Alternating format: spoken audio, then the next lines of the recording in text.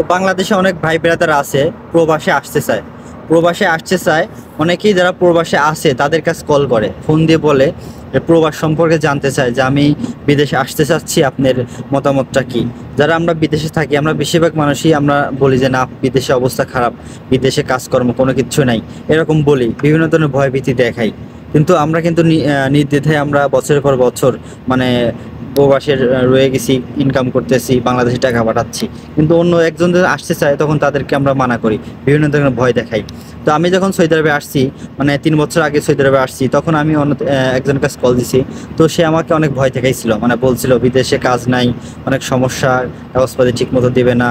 তো এরকম বিভিন্ন ধরনের কথা বলছিল। আমি কিন্তু কোনো কথা না আসলে প্রবাসে আসছি, আসার পরে কিন্তু আমি ঠিকই প্রতি মাসে 50,000 টাকা ইনকাম করতেছি। তো ভাই বিদেশে আছে 100 জন আসার পরে হয়তো বা 10 জন অনেক ভালো অবস্থায় চলে যায়, 10 জন অনেক ভালো অবস্থায় চলে যায়। আবার হচ্ছে 90 জন একটু নর্মাল পর্যায়ে থাকে, কিংবা 10 জন অনেক খারাপ অবস্থায় থাকে। কিন্তু সবার কপালই তো আর সমান না। আপনি কিভাবে ভাবলেন যে বিদেশ আসার পরে এর কপালটা খারাপ হয়ে যাবে? মানে আপনি কিভাবে ভাবলেন? তো আপনার হয়তো আশেপাশে কেউ মানে একটু খারাপ অবস্থায় আছে কিংবা কাজ নাই, কিন্তু আপনি অন্যজনের বিচার করে ফেলা দিলেন, সে আসার পরও কাজ পাইতো না। কিন্তু আমরা আসলে প্রবাসে বাংলাদেশে আমাদের কর্মসংস্থানের অনেক অভাব, কিন্তু আমরা অনেকেই আছি বাংলাদেশে কাজকর্ম করতে পারি না, বিধায় বিদেশ আসার জন্য আমরা উদ্যোগ নিই।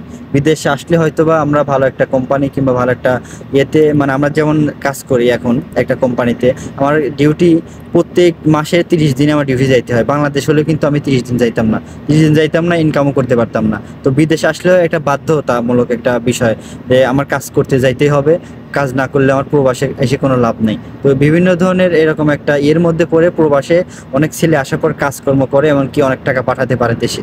কিন্তু বাংলাদেশে হয়তো বা এটা করতে পারতো না। যেমন আমার সাপ্তাহিক আমার কোনো ছুটি নেই, আমি তো বলতে পারতাম যে বাংলাদেশে এরকম হয়তো, বলতাম আমার কোনো ছুটি নেই, আমি কিভাবে এখানে কাজ করবো, বিভিন্ন ধরনের অজুহাত দেখাতাম।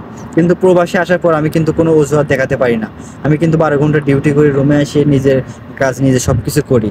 তো এটা প্রবাসে আসার মধ্যে একটা শিক্ষা আছে। জীবন সম্পর্কে জানার ক্ষেত্রে হলে পরে আপনাকে প্রবাসে আসতে হবে।